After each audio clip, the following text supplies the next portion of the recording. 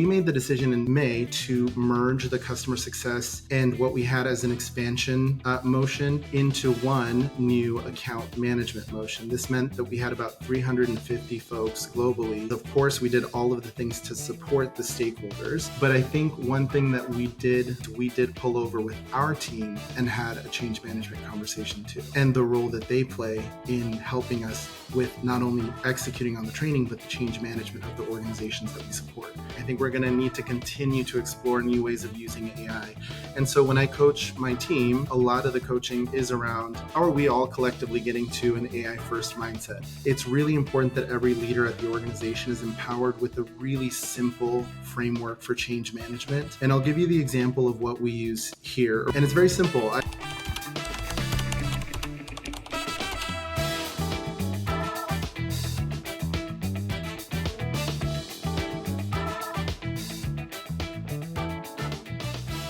Michael, how's it going, my friend? Good. Michael, great name. I'm doing good. How are you? Pretty good. It's going to be such a great conversation when you have, two Michaels in the room and they're, both shave heads and a little bit of beard. Right. So, yeah. But jokes aside, look, I'm very excited having you on the show. We're going to talk about enablement, how to scale it, how to reduce headcount, how to keep headcount, how to add AI into the mix. But before getting to all this conversations and all the fun, topics, let's get to know you a little bit better. Tell us about yourself, about your journey getting into sales and enablement, and what is it that you're working on today? Sure. I can give you the 3-minute version, or I can give you the 3-hour version. I'll focus on the 3-minute version today. So I actually just have known that I always wanted to be a teacher and instructor. I've always had a passion for that. A lot of my hobbies growing up were around teaching other people to do things. Professionally was really just working through corporate jobs and found my way to, I was working at Nordstrom at the time, and I found my way to a call center. And in training for that call center and getting training myself, I just was sitting there going, oh my God, I can do this. I can do this better, even maybe. And so that became a real driver initially to get into training. And then I grew up professionally at Nordstrom and learned a lot of really great things at that organization. Leadership, a lot of structure, a lot of what a scaled organization might look like. And I took those learnings and I really wanted to get into a startup world. And so I joined Lyft after that. And my job was on the compliance team. So my job was actually to go around the country and train different teams on the regulatory requirements in their jurisdictions, and how to onboard drivers and all of that kind of stuff within compliance to the local rules. And that compliance area led me to explore what was at the time Keep Truckin', is now Motive, because originally it was a compliance focused product. And so I had that interest. Fast forward, and I found myself in a sales enablement role and found that it is really where all of those passions have merged into one. Going back to days working at Nordstrom and understanding selling in the retail space, which is very different, but still a sale, and all of the instructional design and curriculum development and operation that goes into running a scaled training team came together in a really interesting way, along with just being part of tech and understanding SaaS and the development of SaaS as a tech sales in SaaS as a thing, and so kind of brought all of those worlds together. So not the traditional background for sure, but have found such a passion, such an ability to grow my own skill set. And I'm always going to be growing, especially now it's on my mind so much to have a growth mindset. As our company right now, we're close to 450 million ARR. We're planning to scale that up significantly over the next year and potentially go through an IPO. It's such an opportunity for me to continue to develop my skill set and support a team that is supporting the broader organization. So in terms of what we're working on now, of course, like many other folks in the industry, we've got AI as a big focal point of what we do. We're also really focused on leadership development in the second half, especially. We really want to make sure that we're scaling through our leaders. We've got a handful of other kind of smaller programmatic launches that we're focused on, and some tools that are coming on board. So all in all, it's going to be a hefty H2, but the team is ready. They've got high standards, high expectations, but also a lot of support from the great leadership team that we've got here. as do I have that support from my leadership team. It's exciting time, and I know how busy you are. Like even managing, to get you on the show, it took us a little bit of time, but it seems like you guys are really planning things for that IPO. I know you always like look ahead of time, and you have a large team. So I know initially when we chatted, I was like, Michael, I don't know what you're doing right. Most enablement teams are shrinking. Yours actually has grown significantly because I know you have a global team. I want to talk about that. I want to understand your mindset. Why do we need, human headcount? Where right now you can, scale things with AI. Yeah, I mean, first and foremost, I think we're all collectively as a society figuring out what role AI is going to play. And I don't really see that changing. I think we're going to need to continue to explore new ways of using AI. And so when I coach my team, a lot of the coaching is around how are you how are we all collectively getting to an AI first mindset? Because regardless of the question you asked, that's where we want to be. We want to be on the cutting edge of it. So we're getting training for our team from internal partners that are focused on AI. We're making sure we're challenging them across the work that they do to bring AI to the table because we just philosophically, fundamentally believe that AI is something we need to not run from, but run into and really find new use cases for. In terms of the team itself, it has grown. It's kind of been an interesting journey. When I talk to other folks in the industry, we've definitely arrived where we are in a different way. Maybe the enablement team has grown a little bit differently than other groups. So I'll give some context. Some of the reason for the larger team. First of all, we're a global team. So we've got a lot of folks out of our Pakistan team. We love our Pakistan organization. Some of the hardest working folks that I've met in my life and inspiring folks as well. So a lot of our team is made up of folks in Pakistan, and Pakistan is still kind of learning the enablement practice, which we understand. Enablement is a newer practice to begin with. So what we've learned is it's really awesome when you can specialize and customize the role and the expectations for a Pakistan-based group. We all of a sudden have a lot more leverage, and that team is phenomenal with creative tasks as well. So they come through with video, with communications, with a lot of the kind of, you could call it more systematized ways of getting content out the door is led by our Pakistan organization with one US based leader. And so that really is a good portion of our team. In the US, we've got about 11, which is still a sizable team. It's a great scale that we've got.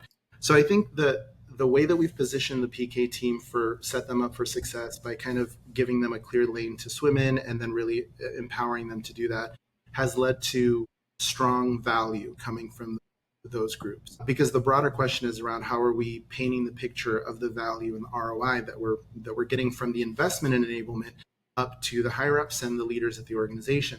So we get an absolutely positive ROI from our PK function. The other piece of context I would share is, broadly speaking, we've been on that trajectory. I think we're almost at the end of it now, dare I say. We're getting toward that higher end. But we've historically been an SMB focused organization that has slowly built its way into the mid-market space and now really firmly into the enterprise space. We have, customers like Cintas and FedEx now, which is mind-blowing to me, having been at this company for 6 years, that we've reached that pinnacle and still are ready for more. With that change in your focus, I think we've had kind of an interesting journey. So PK has helped us in that space. And then the team has continued to grow as we've learned what we need to do to really facilitate and educate for the enterprise motion. So hopefully that provides some level of the journey that we've been on. In terms of how we're demonstrating our value, I mean, the execution has been at the top of our list. Everything we want to make sure that everything we do comes through with operational excellence for the field and for the leadership team so that they can feel it and see it. Of course, on key initiatives, when we're doing a larger program, we always do our best to pull over and say, what are the exact metrics that we expect to move as a result of this initiative? A great example of that is we this year rolled out our first, what I would call enterprise ready methodology. And so before that, we knew we were going to roll it out globally. So it was going to start first in enterprise, but then swiftly be rolled out to the rest of the organization. The execution came through within 6 weeks. We had rolled it out globally with in-person events, really diligent kind of customization and localization in some cases. And as a measure or to tell the ROI story, we pulled over before we launched and had conversations with each of the sales leaders and segment leaders and said, what are the metrics for your specific group? And so we're tracking that now and still seeing continued upward trajectory across those key indicators. You covered a lot of important stuff. I want to go one by one. First, let's just focus on when you started this exercise of hiring. I remember initially when we chatted, said, "Look, I had a team of two. Right now, I have a team of close to 40 people running a global team." So this scale happened over time. So I assume it was a journey. You noticed a business problem. You communicated that with leadership team. You did the hiring, brought people on board. Right now, you're switching to more enterprise. You're Yeah. getting ready for IPO. I assume your team, enablement team, they need to upskill themselves as well to be relevant to the flow of work of your current sellers. Or I'm mistaken, I'm off base. So can you tell me if this is actually correct? So how do you actually upskill your own team before serving other orders internally? Yeah, it's absolutely correct. That's spot on, Michael. I think these are conversations I'm having day in and day out with the leaders that report to me, about our team. And it's sometimes simple solutions, but getting a mechanism in place, making sure that PK rep that is working on e-learning for us is how many calls are they listening to from an enterprise rep every week, just to get more familiar with what that culture looks like, what the expectations are of that persona, because those are our personas that we serve, right? And so there's simple tactics, but we believe more in, kind of setting up frameworks that will ensure long-term sustainability. So whether it is ongoing training that I'm committing to putting together for my team, or getting the right, SME to, we just had a couple trainings last week. We had a training recently that I ran personally on learning objectives and the importance of those. It actually wasn't recently, it was quite some time ago, but we consistently have training coming to the team and are looking at ways that they can also go external. So what kind of mentors are they getting outside of the company or within the company? And then what kind of certifications or things, making sure that we have budget allocated, which is not always easy to come by, but for their development, to make sure that they're bringing their A game always. And feel, I think as enablement professionals, it's important to say that we forget sometimes that we need it as fuel. It's not only to improve our output, but we feel more inspired and motivated when we're being trained, when we're actually learning and building new mental muscles. We have more opportunity there for sure, but it's a kind of a constant focus of what we do. So let's talk about that. When you scale the team, what actually broke first, and what did you have to invent on the fly just to keep things moving? Because sometimes we think we have all the plans, figured out. This is onboarding. This is what's going to happen. This person is going to be specialized for this specific, a group or problem. So I want to hear some of the things that was not actually, predictable for you, and you tackle them well, That's just a doing things. great, it's a great question, and definitely a point of reflection for me. I'll give you some specific examples.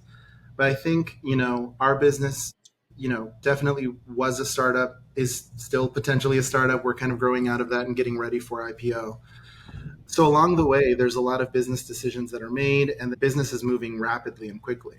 So I think what's most important for us has been to really be close to the pulse of the business, make sure we understand what's happening and why decisions are being made, consistently providing value. And a lot of times it's like in one-to-one interactions or with certain stakeholders. But that built up a reputation for us, along with the execution, built up a reputation for us of always coming through. And I mean us, maybe it was just the three of us back in the day, like even at a smaller scale, the execution and the way you show up in everyday interactions with your stakeholders comes through. What we found ourselves in is in a position where as business decisions were being made, orgs were being adjusted, we would all of a sudden have, hey, there's this person, they're really solid, they're working as an executive assistant right now, but we feel they could really, they're looking for something more. We're getting ready to make this org adjustment. Is there any way that you could make them, succeed on your team? Yes. I'm never gonna, it's gonna be hard for me to say no to additional resources, but I'm not just taking it. We have to sit and look at where are we now, and what is this person going to do to help us get to the next level as an organization. And so I think that's kind of the gist of your question, is how are you hitting that piece. And so that's a real example. Another example is we had a coaching function that was actually part of a different division at one point, and we decided it wasn't going to be something we wanted to continue to invest in. So we had 3 of those folks that came over to my team, and overnight I had a doubled team in essence. And that was the first time that we started saying, okay, well, if this is going to be a success, then we have to have really firm expectations for this group. They have to provide value, because I don't want to be in a situation where people are asking questions down the line, right? Mm-hmm. And so I remember sitting down one day and just saying, okay, now we can use Gemini or other AIs to help with this, right? But thinking, what are the expectations that I'm going to have for this group? So what's the key value that I expect them to provide? Well, I need them to do customized training for each of these different segments. That's an opportunity today. Getting to almost coaching, but at scale. And so how am I going to make sure that they're consistently providing? Well, I got to put them on a sprint, maybe, of some kind, some forcing mechanism to kind of keep them moving, because otherwise, as you may know, sometimes we have analysis paralysis or different factors. We can be in needs analysis forever sometimes. And so I really want them to showcase their value right away. I believe they have so much value to share. And so we documented a sprint structure where every 2 weeks, here's literally how your 2 weeks goes. And this was specifically helpful because a lot of these were former sellers versus enablers that had a few roles under their belt. So sometimes there's that difficult transition of, how do I now become a program manager when I thought I was just here to talk and share all my best practices.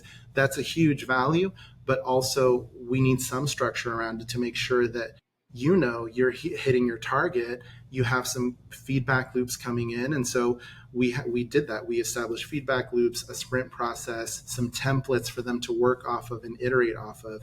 And that was actually the beginning of what is now half of our team, which is the business partner motion, more than half of our team. And we still do those. We don't do the sprints. We've kind of, changed things over time, but a lot of the structural, foundations led us to expand that group. People saw value in customized training. I think we all kind of know the training is relevant and actionable and specific and really feels like it's tailored for me. It's just that much more effective. And so that's where that was the foundation of what is now the business partner group that we've grown since. I really love this. Like, it sounds like, first and foremost, you guys, from the senior leadership perspective, have this enablement culture, which comes with, coaching, be relevant to your reps' day to day. Because to your point, like, if I have training on objection handling, this is not my problem. I have a few, deals in front of me that are stuck at certain, stages of my pipeline or sales process. How can you help me move this forward? It's just an example that people have different problems. So I'm curious to hear, first and foremost, how do you guys diagnose this? Like, one-on-one conversations are really important, but you're running a massive company. Like, it's a huge company. You got a lot of reps, you got a lot of even enablers. What's the best practice that you put in place for diagnosis? Like, where should we look at? Is it CRM? Is it conversations that being, I don't know, recorded on call recording tools, one-on-one conversation? What's the balance there? What's the best practice here? Yeah, I mean, there's a lot that comes to mind. I think we've built up a really good practice with needs analysis over time. There are some frameworks that we use. I think you can always use the sales stages as a key framework to anchor on. So where in the stage are you noticing these issues? To what depth are you noticing these issues? How do you see these issues come up for you? Where do you hear these things come up? We also have a challenge in that we don't have a robust CI tool today. So we're missing that kind of element of feedback. And input into our function. And so a lot of it comes down to the one-on-one conversations. And so we calibrate a lot within the business partner group. Historically, that's absolutely been the case, and we continue that. Is like, how are we actually extracting from the stakeholders the information that we need? Sometimes, just past week, I jumped into some of those needs analysis conversations just to understand myself what the challenges might be, and then see if there's any blind spots, perhaps that, whether on our team or on the stakeholder side, just getting in there and really adding as much clarity as we can. I think the other thing that is beneficial about having the structure that we have is a lot of the times a problem that one organization is trying to solve, especially if it has to do with kind of baseline expectation setting or what we want good to sound like within that organization.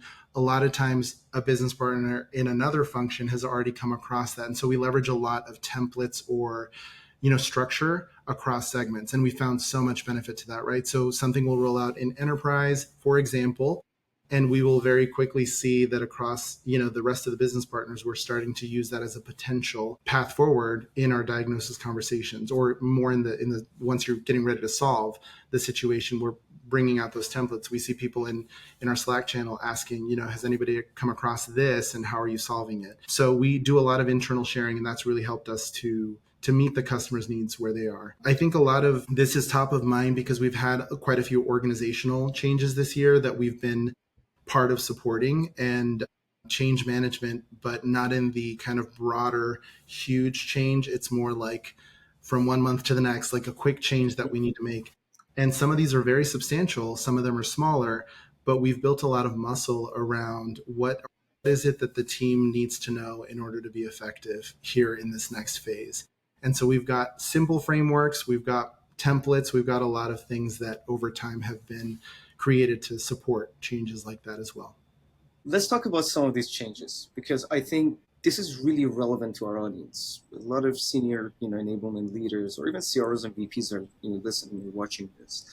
And we all go through changes, regardless of being a startup or a large organization. Sometimes we have C-suite, change. You have a client, the CEO has changed. So it's just a massive shift for everyone. New visions, new ideas, tons of transformation in the pipe. How do you build this balance between what business is actually requiring for change, also keeping your team sane? Because again, I understand you do a lot of, you take your time when you're hiring. We had this conversation. Yeah. But how do you make sure that people actually adjust on the fly, especially with the speed that you guys are moving, while again making sure that we know the business priorities we are delivering, but I'm not going to burn out my team. So I know these guys are going to be sane delivering.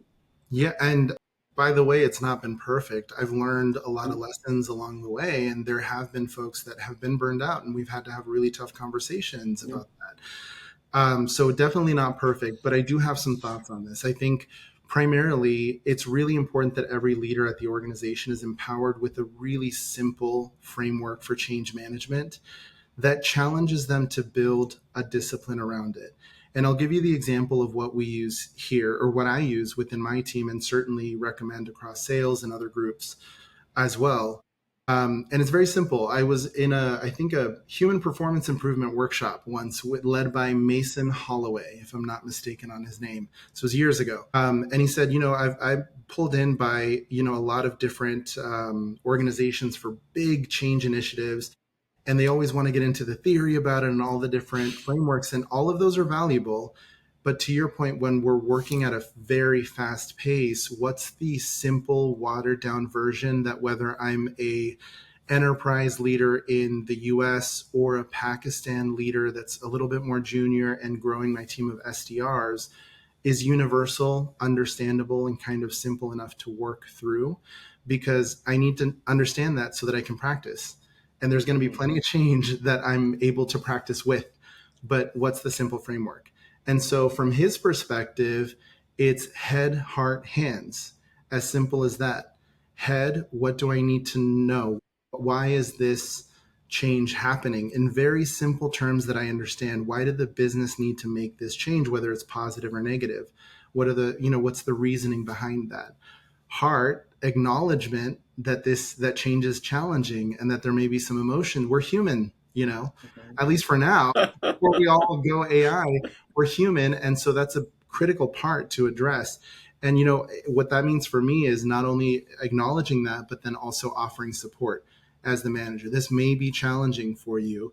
Here's what might be going through your brain right now. What is going through your brain right now? Tell me how I can help you through this change.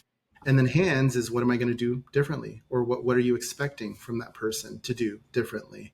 And so really simple approach that can translate almost anywhere. And then it's up to the manager to kind of build the skill set around that. So the reason that I bring all of this back to your question is I think we've been effective with powering through changes because I practice that internally, and I request that my leaders do the same. It's really important that we're having change management conversations as well and practicing that effort. And that helps us be ready to then support the broader team. So we had a change in May. I'm hearing a lot of companies doing this type of change. It's, customer success is really kind of, there are questions around how to really structure that to really empower your customers. So we made the decision in May to merge the customer success and what we had as an expansion motion into one new account management motion. This meant that we had about 350 folks globally having a significant change to their role and the way that they're compensated. And so that's a pretty major shift. So what I just want to zoom in on is, of course, we did all of the things to support the stakeholders. There were decks that were created, talking points that were built, all of the, working through with sales ops, some of the actual changes and how they would shake out. A lot of work that went into that, not to mention the actual training for the field. It was actually a total of 3 weeks of training because of how intensive these changes were across 5 to 6 different cohorts of people. You have the former CSMs that are now going to take on this expanded role. You have the expansion A's who now have to learn the CSM skills. So there was it was complex. But I think one thing that we did well, I'm happy to say, is we did pull over with our team and had a change management conversation too. And the role that they play in helping us with not only executing on the training, but the change management of the organizations that we support.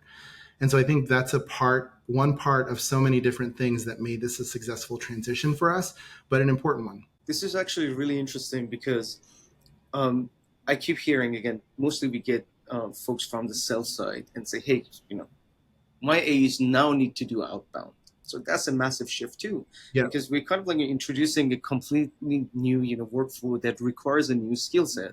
And it sounds like you had to walk through the same process with your expansion AEs and CSMs, just to get them together for a large work, 350. Yeah. I think that itself could be another conversation to really break down how you walk through that process. Do you believe your reps burn leads practicing on client calls? When it comes to giving them one-on-one coaching sessions, you just don't have the bandwidth, so you get rid of them altogether? Or maybe you notice that your team spends a lot of time on non-revenue tasks like taking notes, updating CRM, or drafting emails. These are the exact challenges we solve for other revenue leaders like yourself. With SellMeThisPen AI Coach, you can offer your reps role-play sessions at scale while automating one-on-one coaching sessions based on your best practices and methodology. Also, AI will take care of all their non-revenue tasks, like note-taking, CRM updates, draft the email for them, so they can focus on constant improvement while you're focusing on one thing and one thing only: revenue growth. If you're interested in learning more about the clients we are working with or use cases that might be beneficial to you, check us out at SellMeThisPen AI.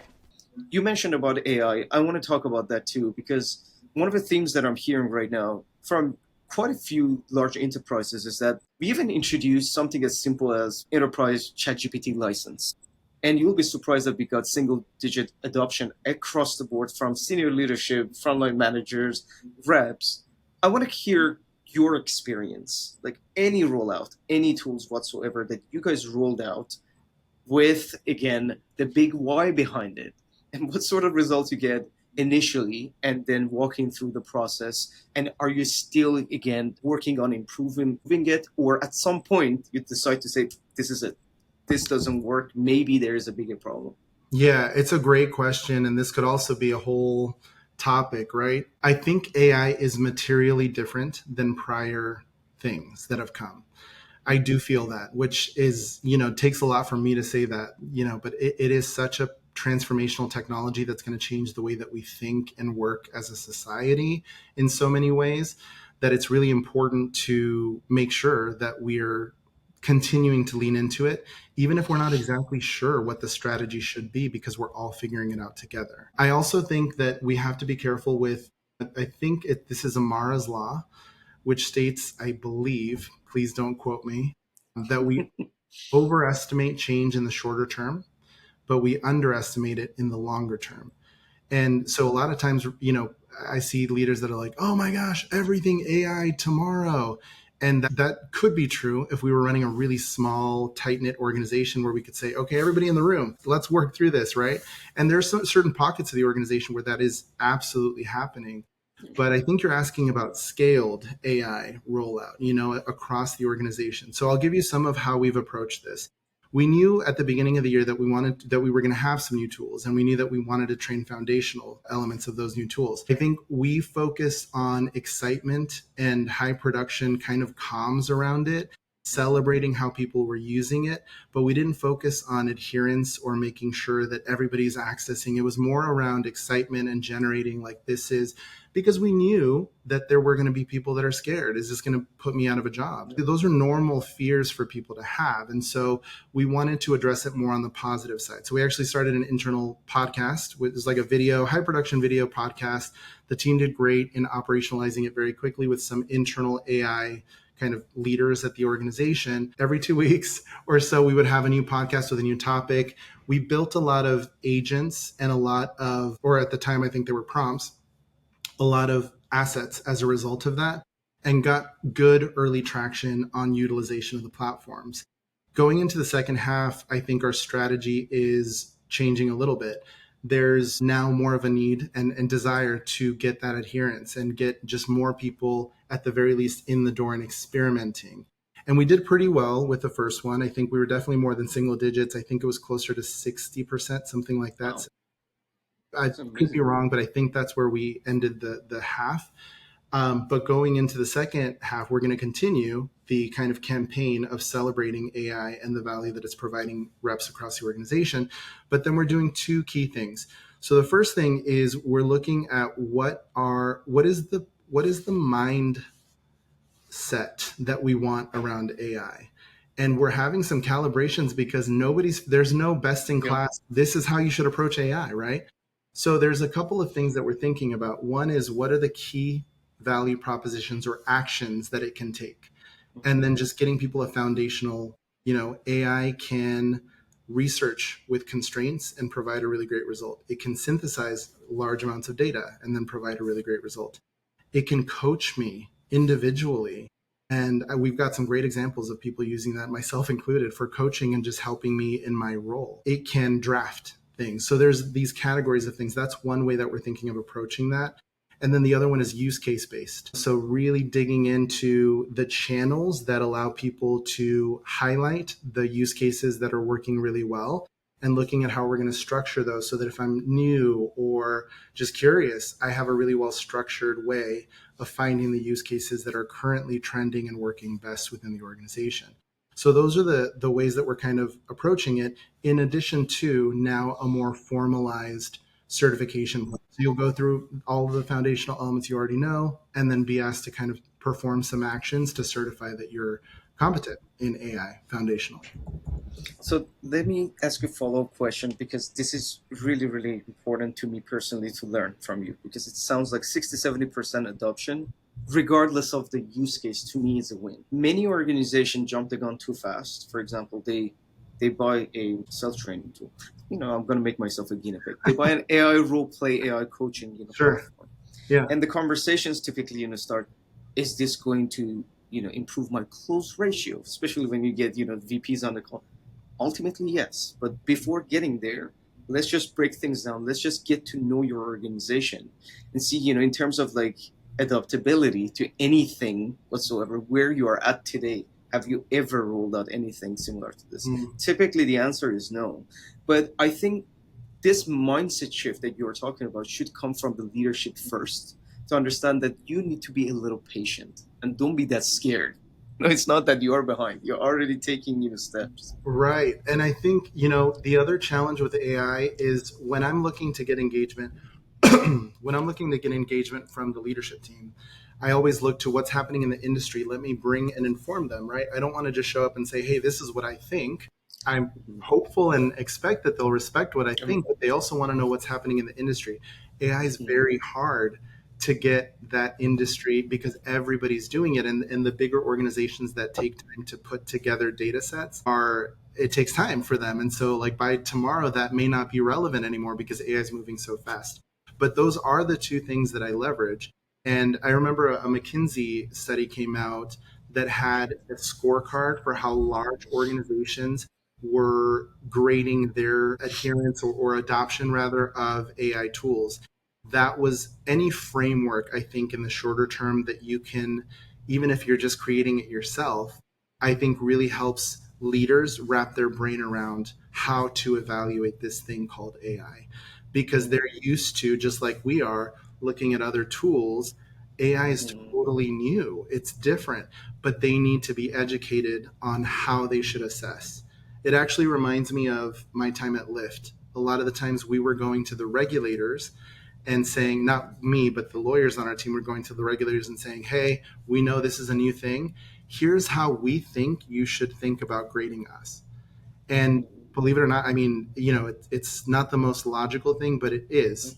They need your help with educating on what the tools are and then also how they should assess the effectiveness of those tools. And to your point, some of that may not come right away, but you can be informed about for the rest of my customers. It typically is a 9-month window. At the 6-month mark is when we'll start to really see that move up.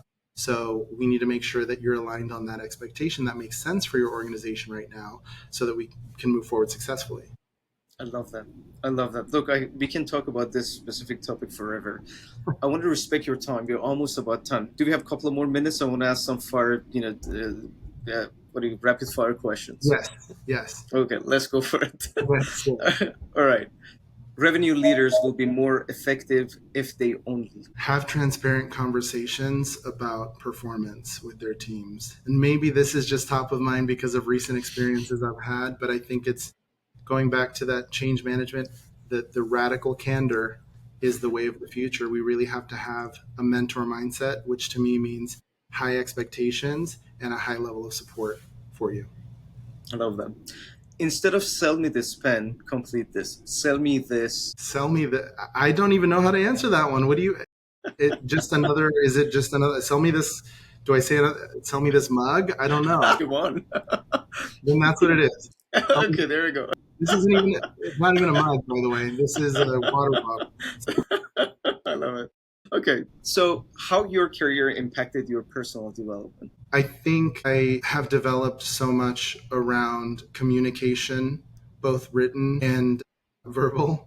And I think that I've really been able to develop an understanding of what the heart of the business needs from us and translate that to what the team is doing. So those are skill sets that I think are going to be really valuable for me no matter what I do. Absolutely. So last question. Our next guest is Vanessa Metcalf, and she's the VP of Global Revenue Enablement at Showpad.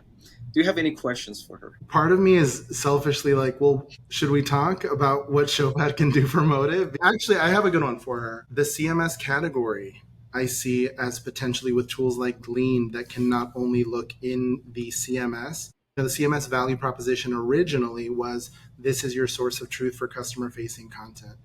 And moving forward, it feels like the source of truth just through practicality is going to become Glean or some other federated internal search. And so what does that mean for that category?